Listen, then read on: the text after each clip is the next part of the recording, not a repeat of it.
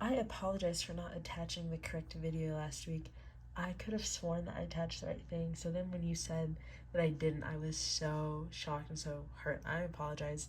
This time, make sure this video gets attached and you'll actually see it. So when we start our code, we have the required packages that are downloaded, which is quite a lot for time series, but I've learned time series has a lot of intricate steps, so you need all these packages to be able to perform this code. Then we move down to right here, line 13 through 17, where we download the data from the saved file that we saved weeks ago, and double check the column names, make sure that the calculations will be correct, because if not, then the data that's pulled will not be correct, and then the calculations will be incorrect, and all the visuals that we worked really hard to build will not visualize or display the correct thing. Then lines 19 through 26, right down here, are identifying the correct data columns using the else-if statement. And this is just make sure, this is just a double checking to make sure that we have the correct columns and that the data that was pulled matches the column it's being lined up to for those calculations.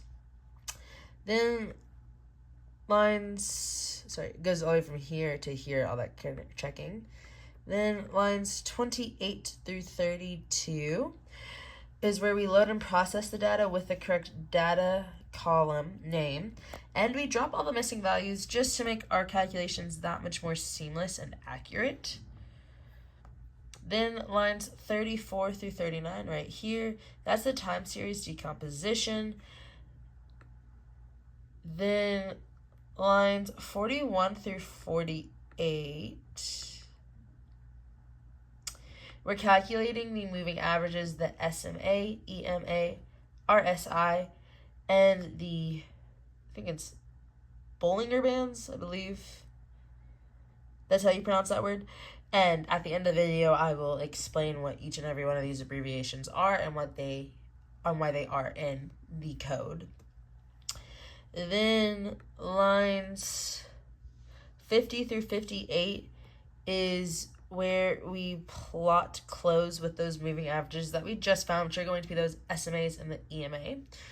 Then lines 60 through 68 is when we're plotting the RSI that we calculated in lines 41 through 48. Apologies about that. Then lines 70 through 79 is where we're plotting those Bollinger Bands that we found in lines 41 through 48.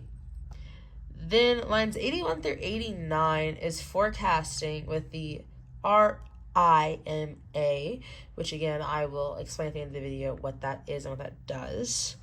Then lines 101 to 108 right here are our evaluations of the forecasted performances. Then the rest of this code is lines 109 to 122, generate the candlestick chart for the last 60 days and ensure that the proper index is used. And this was just an addition that I added on to the code because I saw at the end of the prompt he said to add your own extra. So this is one of my additions that I added. Now, as promised, the definitions and breakdowns of everything. RIMA stands for autoregressive integrated moving average. This is a time series forecast model used to predict future values based on past data. That is why when you have that candlestick that's charted, and it was for the last 60 days, that's why we're pulling the data and make sure we're pulling old data, so that way we can actually perform the RIMA to predict what will be in the future forecast. And this is why it is used in this code, is to forecast the future values, so that way you can see where the trends are going. SMA stands for simple moving average, simple enough. EMA stands for exponential moving average, which is similar to SMA, but gives more weight to recent prices, reacts faster to changes, and is better for short-term trading, meaning that SMA reacts slower to changes and is better for long-term trading.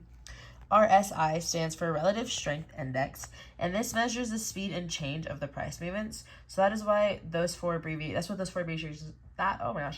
is what those four abbreviations mean and why they are used in this code.